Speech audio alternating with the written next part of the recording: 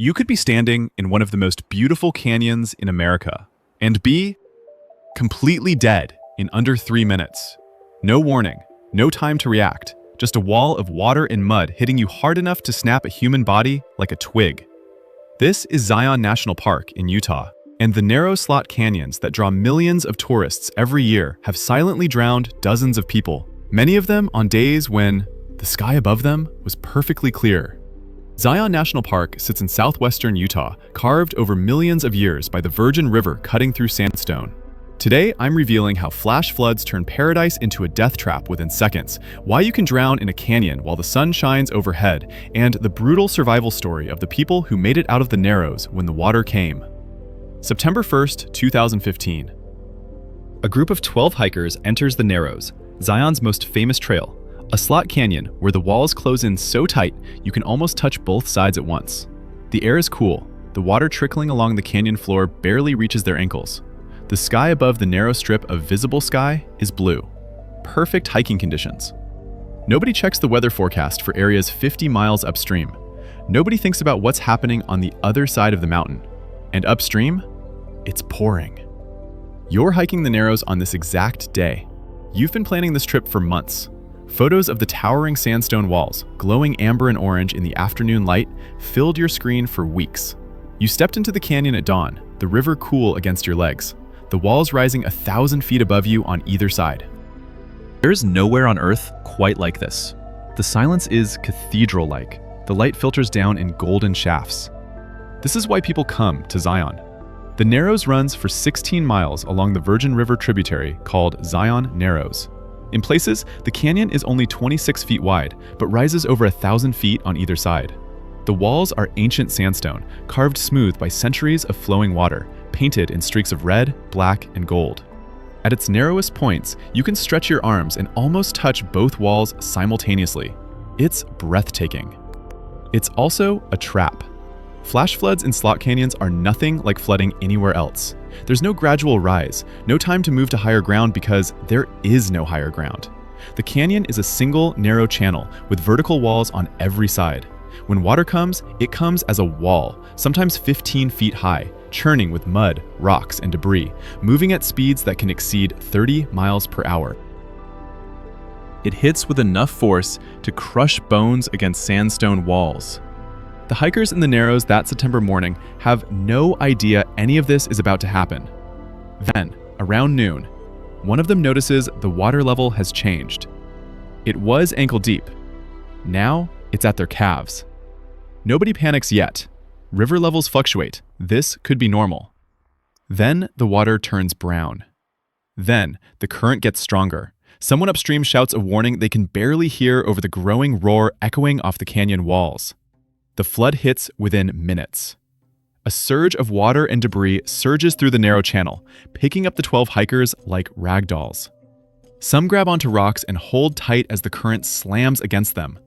Others are swept downstream, tumbling, unable to tell which direction is up because the water is so thick with mud they can't see anything. The force is unimaginable. One hiker later described it as being inside a washing machine filled with concrete. Would you keep hiking a trail that could kill you in seconds, knowing thousands of people do it every single week? 3 hikers are pulled under and don't resurface immediately. Rescue crews rush in once the flood subsides, but the Narrows is still flooded for hours afterward. Search teams navigate ankle-deep mud in the canyon floor, looking for victims who might be pinned beneath debris. All 12 hikers survive that day, battered and terrified, but alive. Not everyone is that fortunate. Zion National Park has recorded at least 15 flash flood deaths in the Narrows and surrounding slot canyons over the past 2 decades. The actual number is likely higher because some deaths have occurred in remote side canyons that see almost no traffic. In 2012, a father and his 11-year-old son were both killed in a flash flood inside a slot canyon. The flood arrived so fast that nobody in their hiking group even had time to shout a warning before the water was already on top of them. The deadly irony is that flash floods in slot canyons frequently occur on completely sunny days at ground level. The rain that causes them falls miles away, sometimes in an entirely different state.